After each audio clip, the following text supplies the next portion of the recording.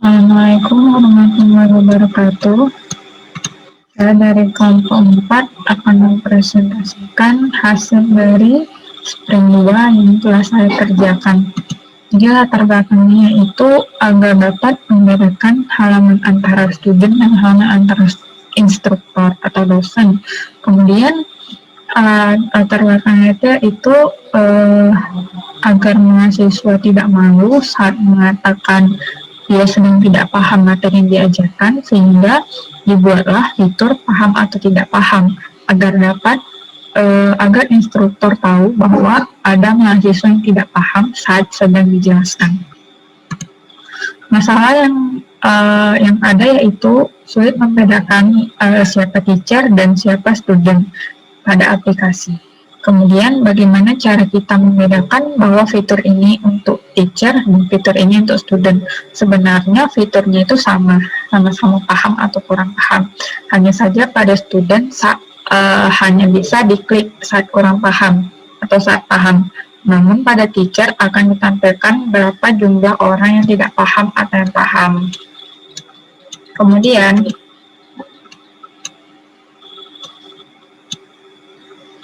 kenapa penting untuk diselesaikan? Agar dapat membedakan atau mengetahui bahwa ini adalah halaman student dan ini adalah halaman teacher. Jadi lebih mudah membedakan yang mana halaman untuk student dan halaman untuk teacher. Kemudian solusi yang ditawarkan yaitu terdapat halaman pembeda antara student dan teacher. Halaman pembeda ini ditandai saat kita melakukan register. Jadi terdapat rule di mana kita dapat memilih akan mendaftar akun sebagai student atau teacher, sehingga pas login akan kedeteksi bahwa akun email ini merupakan akun email milik student, sehingga akan dialihkan ke halaman student. Dan jika terdeteksi bahwa akun tersebut merupakan akun teacher, maka akan dialihkan ke halaman teacher. Kemudian solusi yang ditawarkan yang kedua yaitu halaman utama berisi fitur. Jadi fiturnya ini sama namun berbeda antara teacher dan student. Kemudian terdapat join dan create meeting. Jadi create meeting hanya bisa dibuat oleh teacher, kemudian teacher akan memberikan ID meeting sehingga student dapat join melalui ID meeting yang diberikan. Ini saya akan menunjukkan demo yang telah saya kerjakan. Ini adalah halaman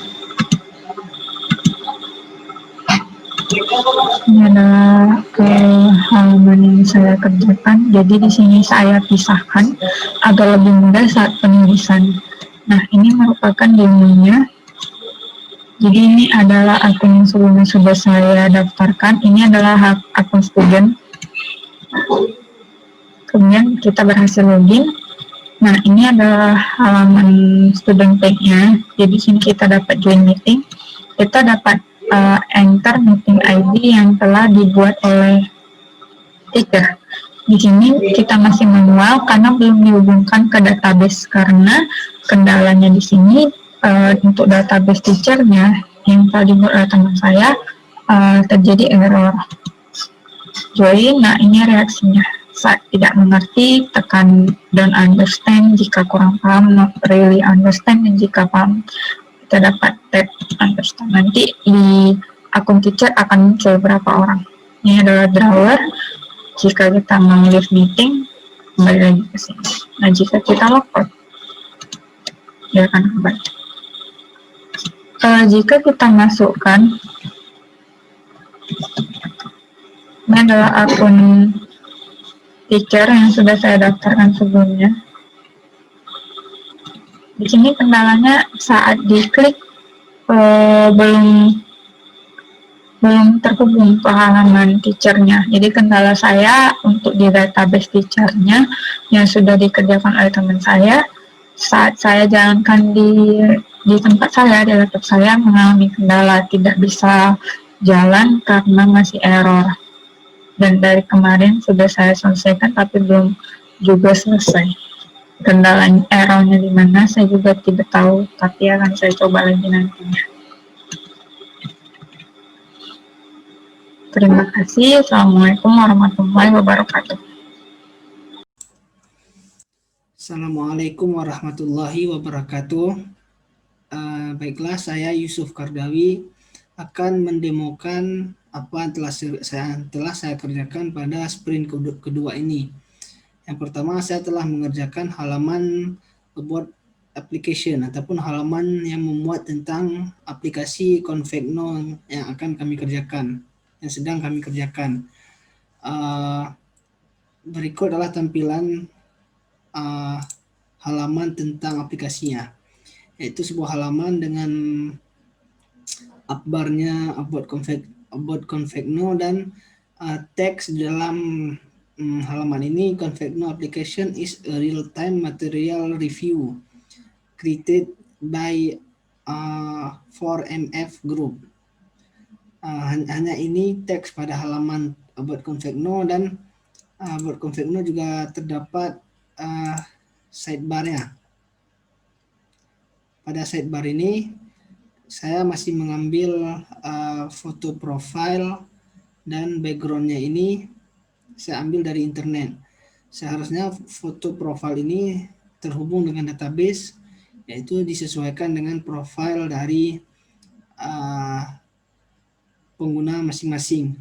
Hanya saja karena database masih belum bisa terhubung, jadi saya menggunakan gambar dari network image. Berikut adalah coding front end-nya yang telah saya kerjakan dalam sprint kedua ini. Ini adalah teks yang berada di tengahnya, dan ini gambar yang saya ambil dari internetnya. Dan list style yang terdapat pada sidebar-nya, yaitu profile, about apps, dan sync out-nya, seperti yang telah saya perlihatkan tadi ini. Dan ini jenis icon yang saya gunakan, icon yang telah tersedia pada Flutter itu sendiri. Kemudian yang kedua, saya telah mengerjakan halaman grafiknya. Halaman grafik ini menjelaskan tentang pemahaman siswa ketika dosen ataupun ketika pengajar memberikan materi, yang mana grafik ini akan menjelaskan siswa yang memilih apakah dia paham, kurang paham, atau tidak paham. Hanya saja grafik ini masih hanya grafik saja, belum ada icon untuk bisa memilih grafik ini yang mana. Jadi halaman ini masih belum selesai dengan sempurna dan masih dalam tahap saya sedang kerjakan. Kemudian ini adalah coding untuk grafik itu sendiri. Untuk halaman grafik ini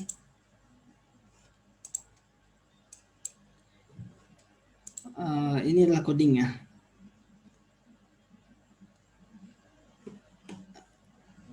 Mungkin sekian dari saya. Sebelumnya masalah yang saya dapati pada sprint kedua ini yaitu masih sama seperti yang sebelumnya, yaitu database-nya, dan solusinya seharusnya saya menyelesaikan database-nya dulu biar sekali jalan. Kemudian masalah yang kedua itu juga pada komputernya, karena mungkin agak lama ya, karena untuk menjalankan emulator ini. Solusinya saya terkadang menggunakan emulator dengan smartphone Android saya agar lebih memudahkan atau lebih mempercepat waktu dan menghemat waktu. Mungkin sekian dari saya, dan selanjutnya akan dilanjutkan oleh teman saya.